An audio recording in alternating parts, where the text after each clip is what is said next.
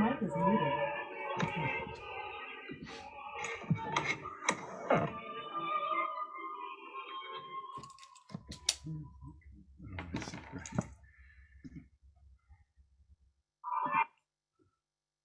Good morning and welcome to our daily devotional from Pilgrim Congregational Church. I'm Patrick Horn.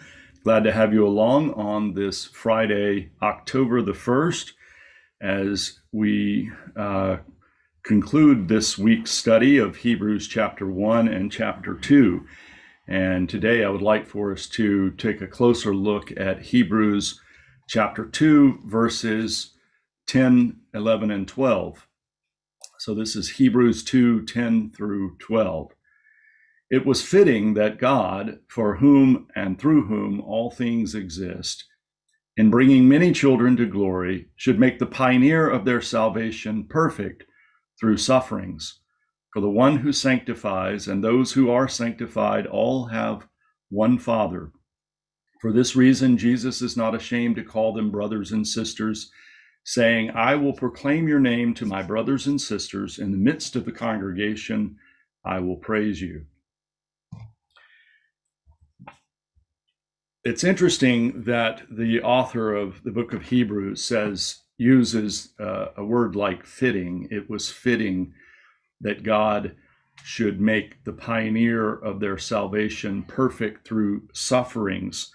I think this is very important. The book of Hebrews will often refer to what is called the doctrine of atonement.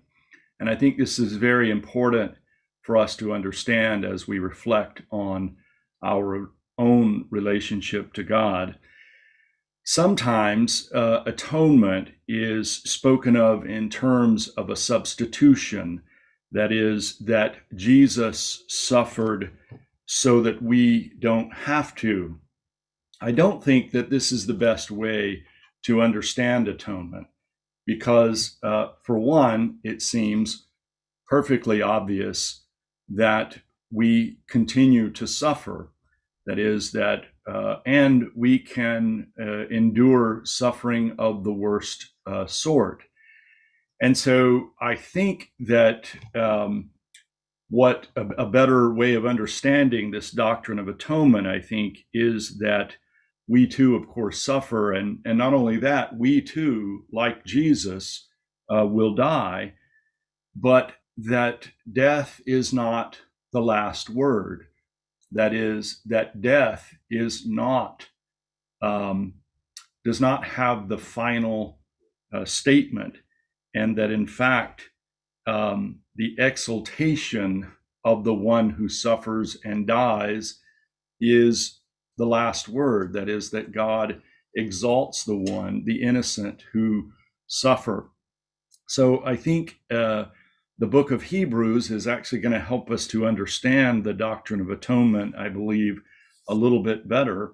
That is, not that we don't have to suffer because Jesus did, but because Jesus participates with us in our suffering, and that this suffering is exalted, and that our lives need to be oriented to compassion and love of those who suffer, that we participate in the redemption by exalting those who suffer. So I think an important reflection and an important orientation of our lives to this world, that is to creation, a love of creation that is shared with God, and one that in which our hearts are joined with those who suffer. Let's close with this word of prayer. O God, who has ordained that we be set within a scheme of circumstance, and that in stern conflict we should find our strength and triumph over all, withhold not from us the courage by which alone we can conquer. Still our tongues of their weak complainings, steel our hearts against all fear, and in joyfully accepting the conditions of our earthly pilgrimage, may we come to possess our souls and achieve our purposed destiny. It has pleased thee to hide from us a perfect knowledge, yet thou calls for a perfect trust in thee.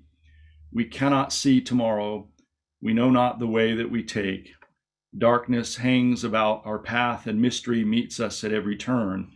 Yet thou hast shut us up to final faith in goodness, justice, truth, that loving these for themselves alone, we may find the love that passeth knowledge and look upon thy face.